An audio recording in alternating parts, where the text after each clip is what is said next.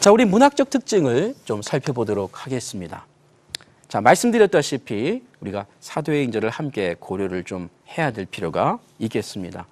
자, 먼저 이 누가복음의 첫 번째 문학적 특징 또는 그 복음서의 특징으로 우리가 생각한다면 이 수신자가 우리에게 구체적으로 언급된다라고 하는 특징을 갖고 있죠. 그가 누구입니까? 데오빌로이죠.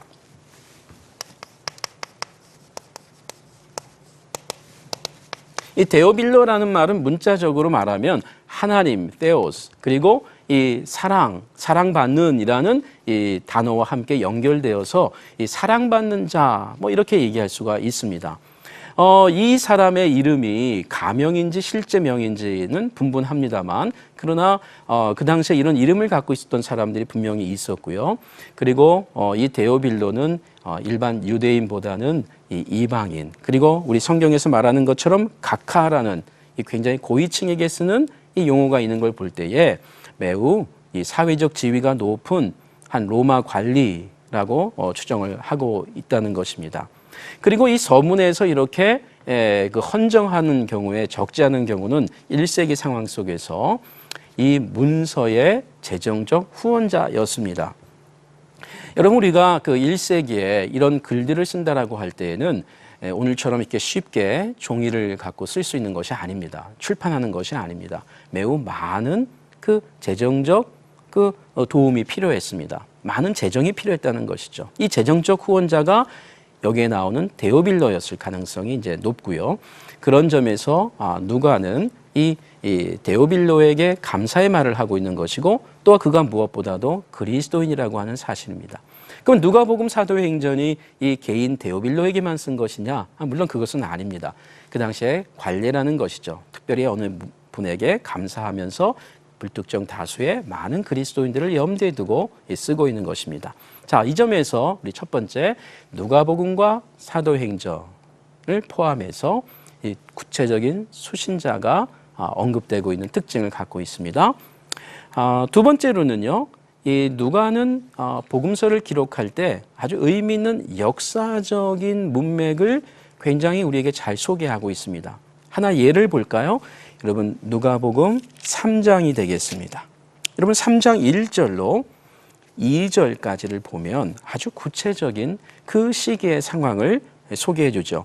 디베료 황제가 통치한 지 15해, 곧 본디오 빌라도가 유대의 총독으로, 헤롯이 갈릴리의 분봉왕으로, 여기서 헤롯은 헤롯 안티파스를 말하고요.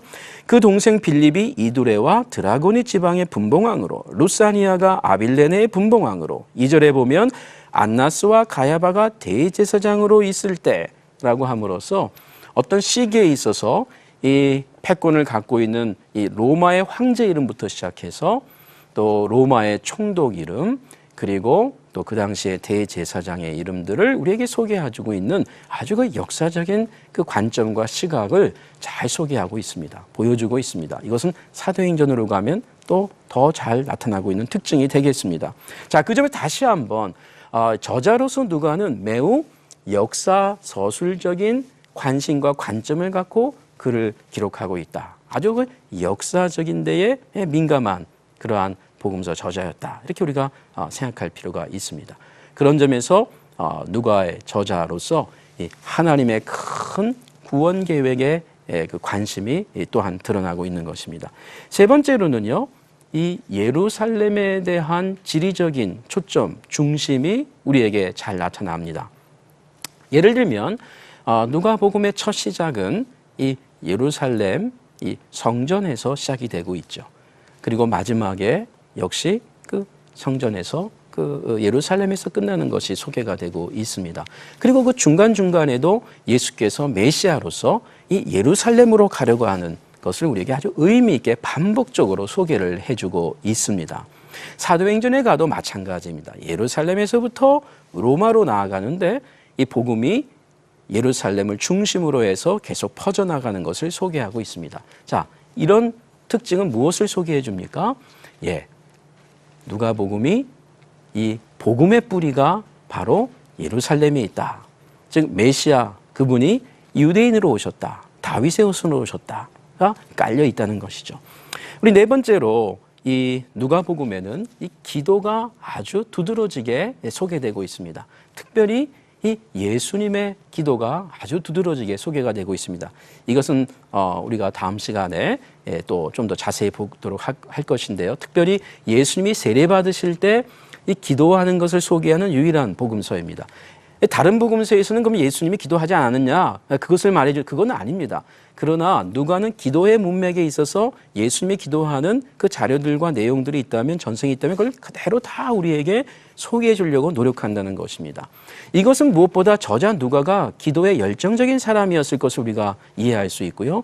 또 그 당시에 초대교회 성도들에게, 어려움을 빠진 성도들에게 격려와 위로 가운데 이 기도의 중요한 메시지를 소개하고 있다는 것이죠. 우리가 믿는 예수님은 기도의 사람이었다를 보여주고 있는 것입니다. 여러분, 누가복음에는 매우 억눌리고 그리고 어렵고 그리고 사회에 소외된 사람들에 대한 관심이 아주 높습니다. 예를 든다면 이 여성에 대한 관심이 많고요. 그리고 이방인에 대한 관심이 많고요.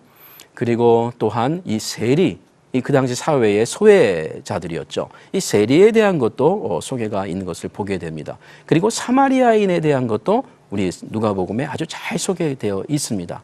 그들이 어떻게 예수님을 만나고 있는지를 소개하고 있다는 것이죠. 그 점에서 누가복음은 아주 그 낮은 자들을 향한 그 복음의 메시지가 잘 드러나고 있습니다. 오늘 우리 그리스도인들에게도 많은 시사점을 주는 것이죠.